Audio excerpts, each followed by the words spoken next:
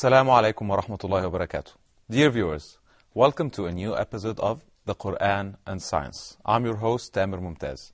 Welcoming our dear Professor Dr. Zaghloul AL-Nagaa, Head of Committee on Scientific Facts in the Glorious Qur'an, Supreme Council on Islamic Affairs. Welcoming our dear brother Fuad, our dear brother Mustafa. And this episode will be speaking about the darkness in the universe. But before we go on, we'll listen to a recitation of the verse dealing with our topic from Surah Al-Hijr, verses number 14 and 15.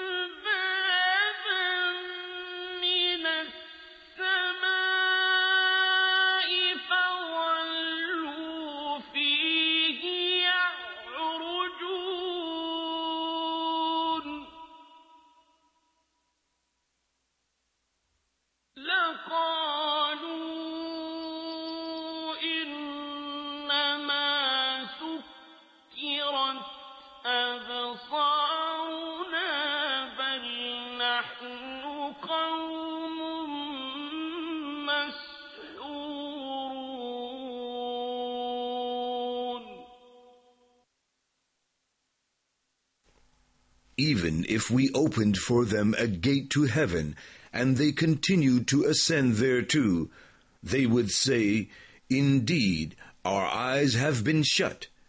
We have been bewitched."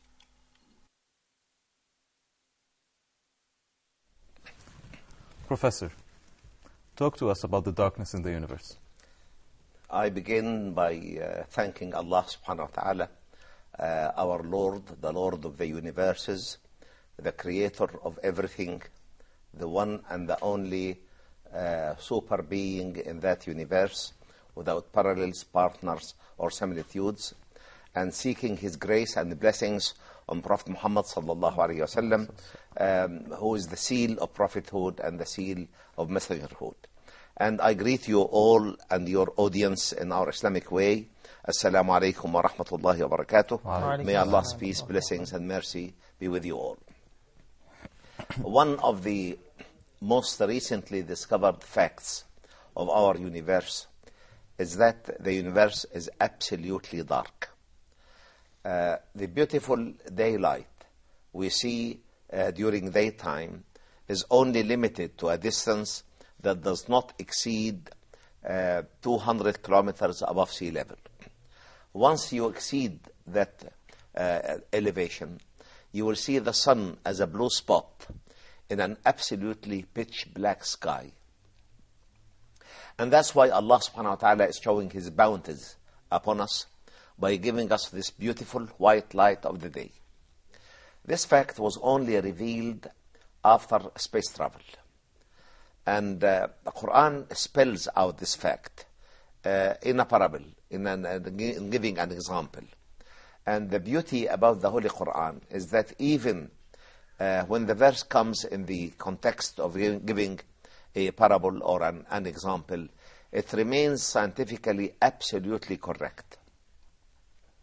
The verse is speaking about the arrogance of the unbelievers, the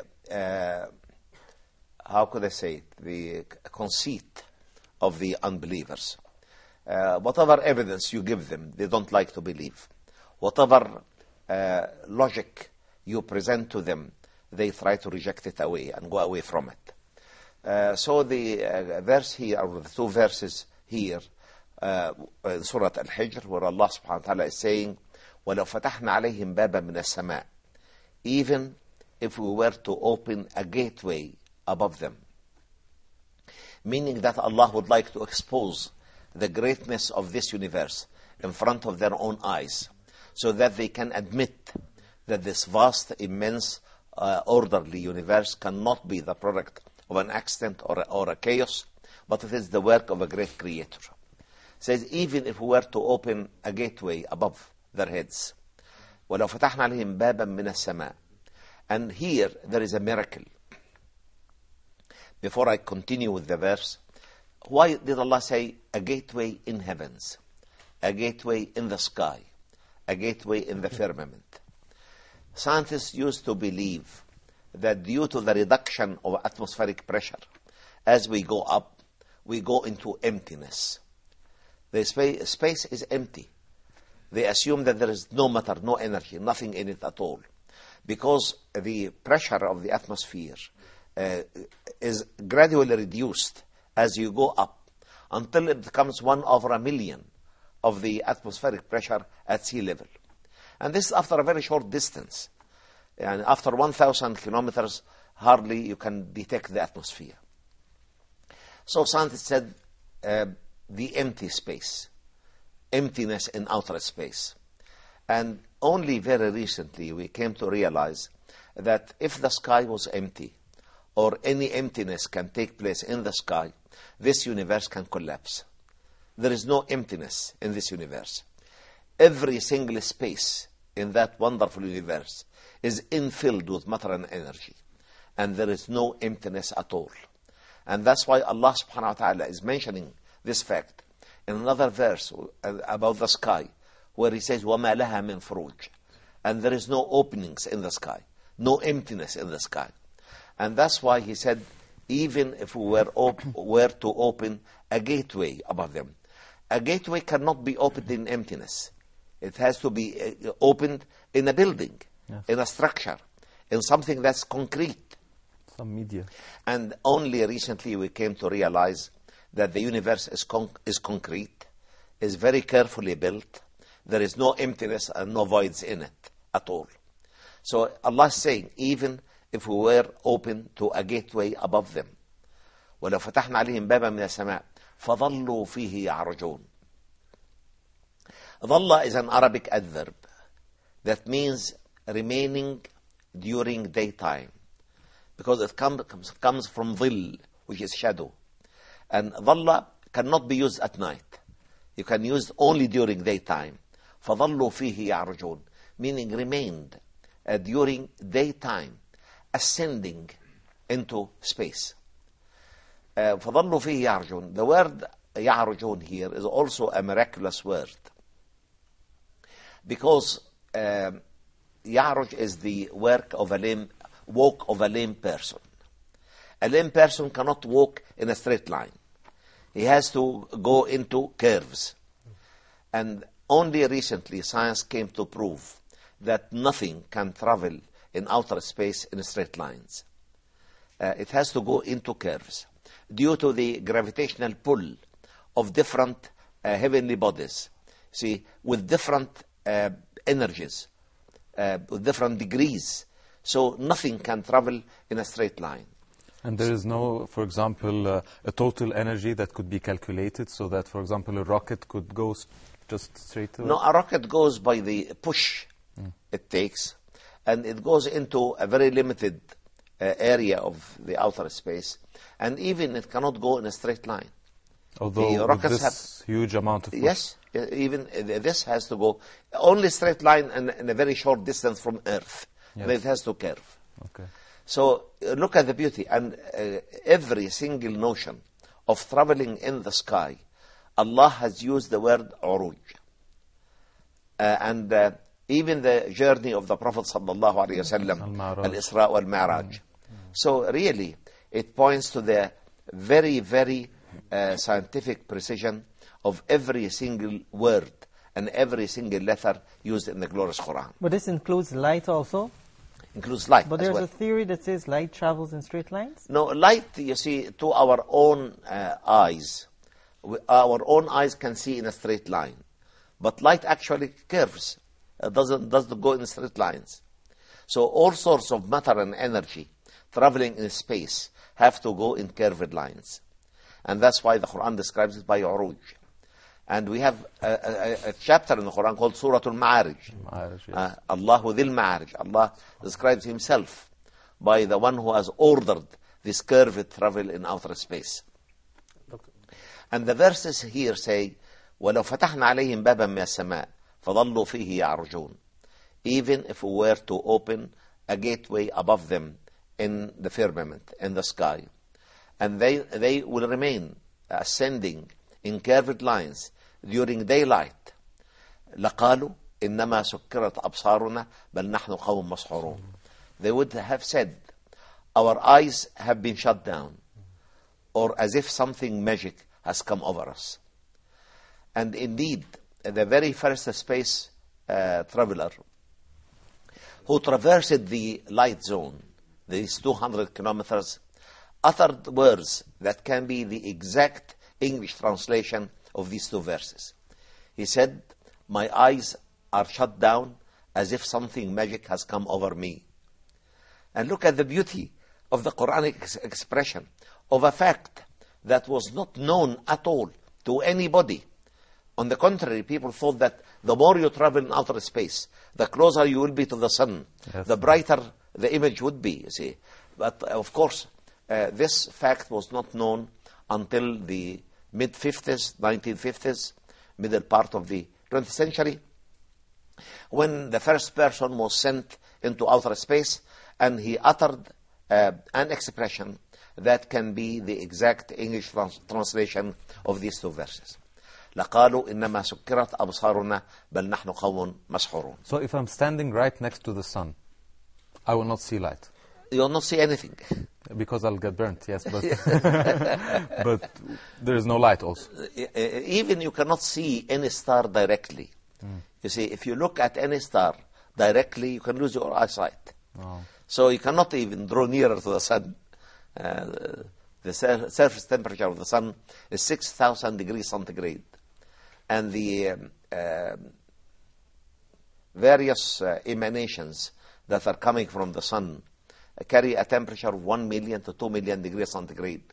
So you cannot approach nearer to the sun. But anyhow, the more you come closer, once you exceed this distance of 200 kilometers above sea level, you will see the sun, a blue spot in an absolutely dark sky. For the Holy Quran, a book revealed more than 14 centuries ago to an unlettered Prophet, sallallahu alaihi wasallam. May Allah's peace and blessings be upon him. To spell this fact so beautifully in the context of giving an example. Allah is describing the arrogance of the unbelievers. Yani this does not came as a piece of scientific information per se. It comes down to express the arrogance of unbelievers. To challenge them. Allah is saying, even if I was exposed to them, the wonders of that universe, they will not believe. And we can look at it in another dimension also, because the scientists of today, Yes. they know that it is, Indeed. and still they're not accepting. Indeed. He opened for them the gate of knowledge, and Yes. they still... But again, this is our own mistake. Yes. As Muslims, we did not carry the message to them as purely as it should be carried, and as carefully as it should be carried. And Allah subhanahu wa ta'ala has asked us to take that message to as many people as we can. And Prophet Muhammad sallallahu alayhi wa sallam is going to have said, بَلِّغُوا عَنِّي وَلَوْ آيَةً فَرُبَّ مُبَلَّغٍ أَوْعَى مِنْ سَامِعٍ. Carry for me a single Quranic verse. Probably the one who is listening to it is more wise than the one who is carrying it. Yes. You see? And he is quoted to have said, sallallahu alayhi wa sallam, لأن يهدي الله بك رجلا واحدا خير لك من الدنيا وما فيها أو مما طالت عليه الشمس أو من حمر النعم أو كما قال صلى الله عليه وسلم. If Allah can help you to guide a single soul in this world to the path of truth, this will be far better for you than this whole world and everything that's in it. Yes. So really, we as Muslims are asked to carry this great guidance, the only form of divine guidance that has been kept intact in exactly the same language of revelation, without the slightest alteration, for more than 14 centuries. And the promise of Allah is to keep it forever. إِنَّا نَحْنَ نَزَّلْنَا الذِّكْرَ وَإِنَّا لَهُ لَحَافِظُونَ. Verily, we have sent down the reminder, and verily, we will always be preserving it. So it's our mistake.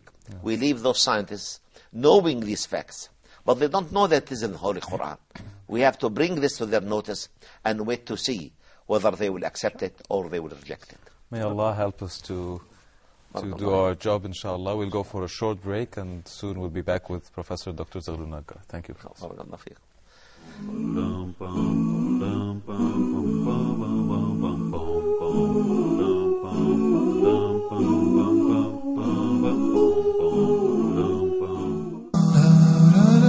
Closing the Gap.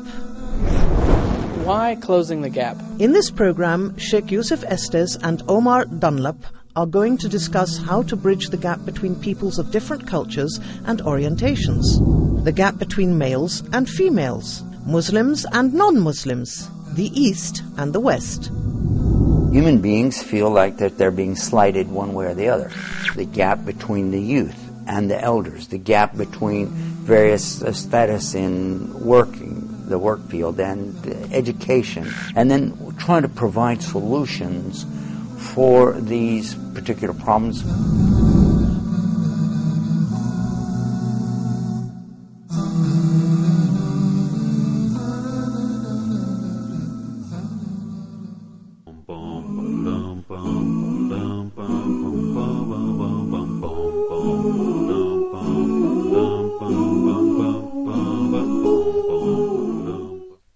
Welcome back, dear viewers, and continuing our conversation with Professor Dr. Zaghloul Nagaar.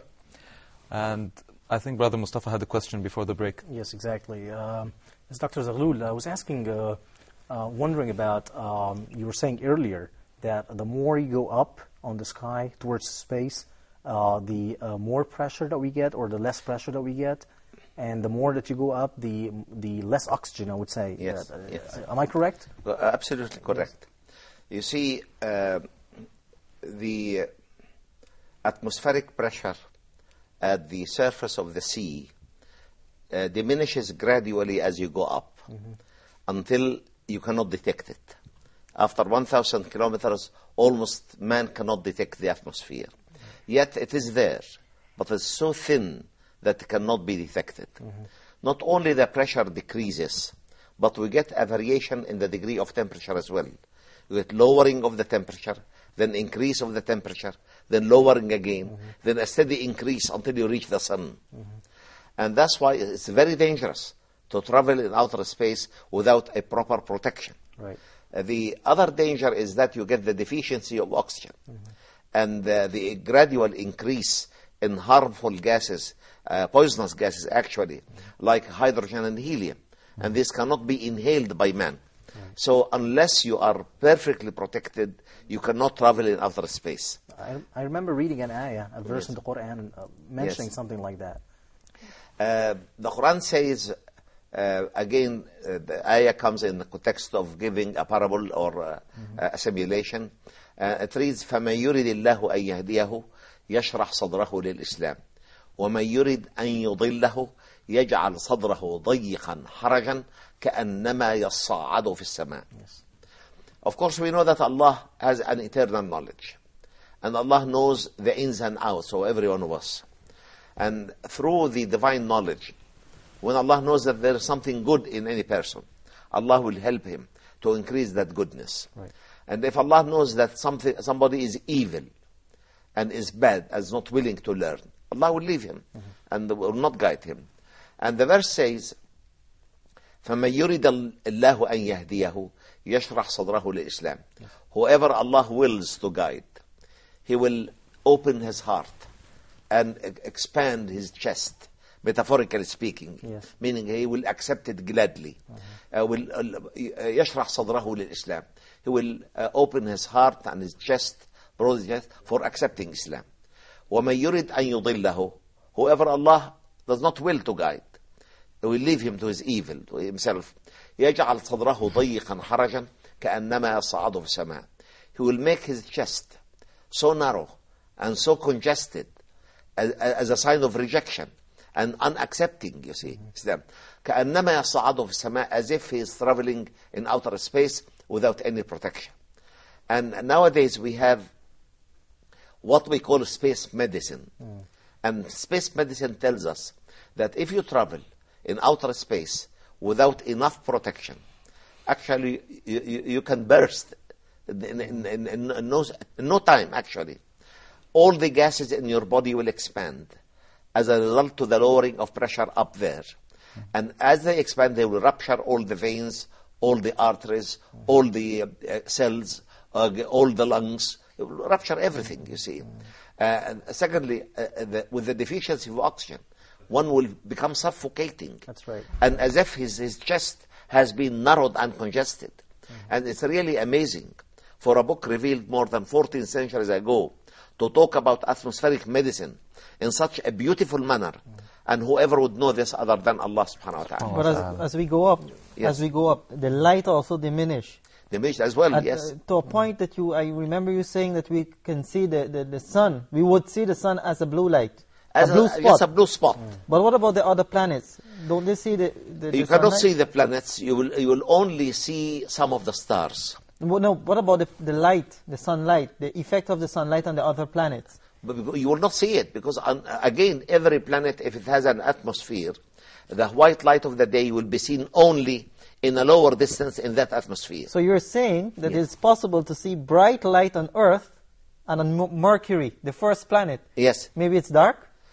We see it from Earth because we see the light reflected from its surface towards us.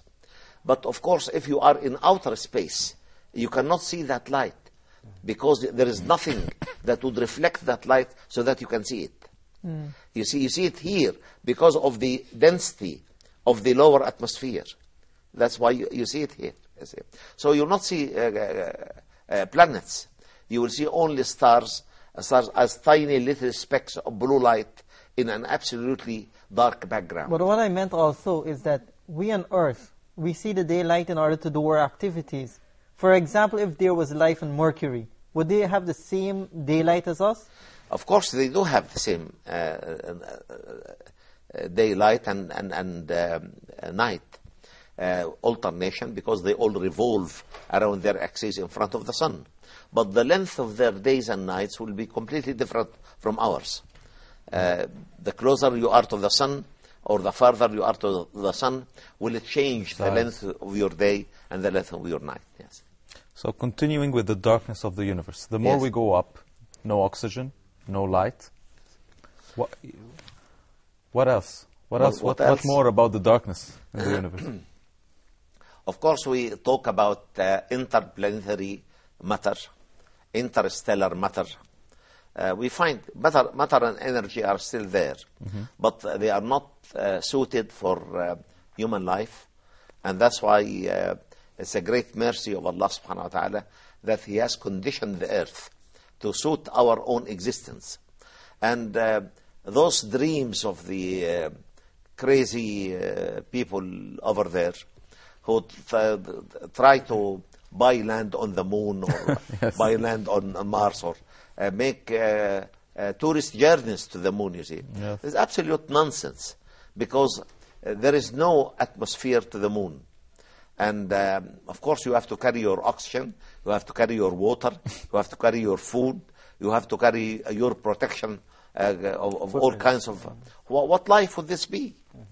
Life would be... But this is good so impossible. that we know the bounties that Allah subhanahu wa ta'ala has given us. Indeed, Yeah. indeed. But continuing on the darkness, although there are so many stars and you say they're much bigger than the sun, Yes. still the universe is dark. The universe is absolutely dark. Because there's there's no effect of these atmosphere. lights.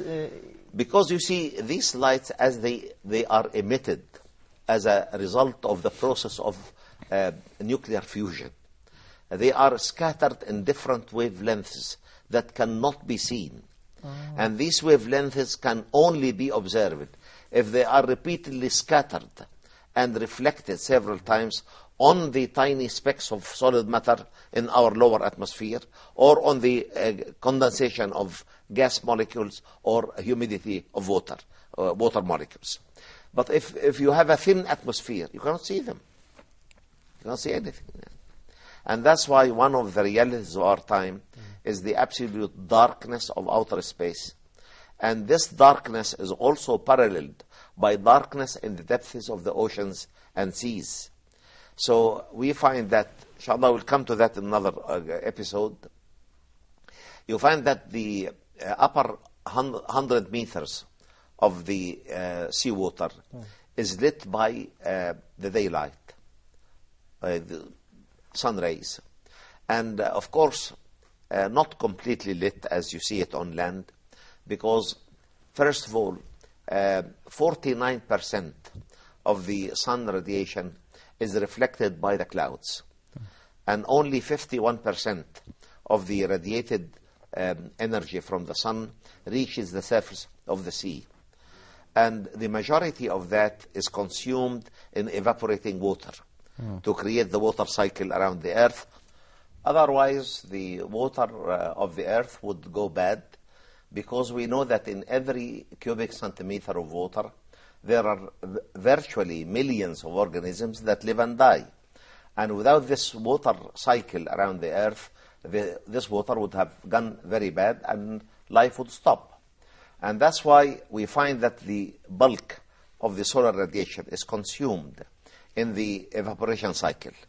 And only 10% of that radiation penetrates the upper 100 meters of the sea, and this is called the photic zone, the zone of light. And below 100 meters, only 1% of the solar radiation penetrates. And it goes down gradually until nothing at all can reach the bottom of deep oceans and deep seas. Again, complete darkness. Complete darkness. So the average depth of an ocean is 4 kilometers. And we have the deepest part of oceans goes beyond 11 kilometers. So if you know that no light can penetrate beyond the 1 kilometer of the sea, nothing at all can penetrate beyond 1 kilometer, you can see that the greatest bulk of the depths of seas and oceans are in absolute darkness. Yes. So the universe is dark, and the bottoms of oceans and seas are dark. And Allah has bestowed upon us this beautiful daylight only in 200 kilometers above sea level. And that's why every dawn coming up to us, we have to bow in gratitude to Allah subhanahu wa ta'ala for giving us the light of the day. And Dr. Zaghloul, as there's a difference in the organisms living in the sea according to the light, is there also a difference in the living beings in these 200 kilometers? Oh, definitely. Every layer of water has got its own physical-chemical characteristics, its own life forms, its own type of deposit that comes down from it. And Allah subhanahu wa ta'ala has diversified the ocean into different ecological niches, different ecological environments to suit the abundance of life. But above the ocean? What do you mean above the ocean? According to the intensity of light, which differs above the ocean until it fades absolutely. You mean down? It fades down. You see, the light of the day fades gradually down in the ocean. And up also? And up, but this above land as well. Above land, yes. Above land as well. Creation is also different? There are different beings according to the light intensity? Definitely, no doubt about that. But if you take a section on a high mountain, for example, you will find at every level of this mountain, there are certain types of plants and certain types of animals that suit this environment. But of course, in air, we don't know what's there. But is there any benefit why daylight? If, for example, the world was only night, can man survive? Because you see, if there is no light, no daylight, no life at all. Because the basic food chain that is created for you and for me, for us all, is mainly carried out using the sun rays by green plants in the process called photosynthesis. Without photosynthesis, no carbohydrates would be produced, no starch would have been produced, no sugars, no cellulosic material, nothing. So without the sunlight, life would have been impossible on the surface of that planet. So that leads me to a question. In the North Pole and in the South Pole, like, how is life? Because I know that there's 6 months of darkness and 6 months of at the daylight. 2 poles, you mean? 2 poles, yes. At the 2 poles, of course, you see, it's not complete darkness as you may think it is, you see. Right. But of course, there is a certain element of the sun rays reaching there. Of course, it's not like daytime, but of course, it's not completely devoid of light. And anyhow, life also diminishes toward the 2 poles. Only you find highly specialized forms of animals and plants that can exist there. Right. Not every form of life can exist under. No wonder they eat fish a lot there. Under what? No wonder that they No eat wonder a lot they of eat fish. a lot of fish Of there. course, of course. Okay, we'll leave the next episode. Thank you very much. We come to the end of the episode. Thanking Professor Dr. Zaghloul Nagaar, Brother Fuad, Brother Mustafa. Thank you very much. Thank you, our viewers. Assalamu alaikum wa rahmatullahi wa barakatuh. Bum, bum, bum, bum, bum, bum, bum.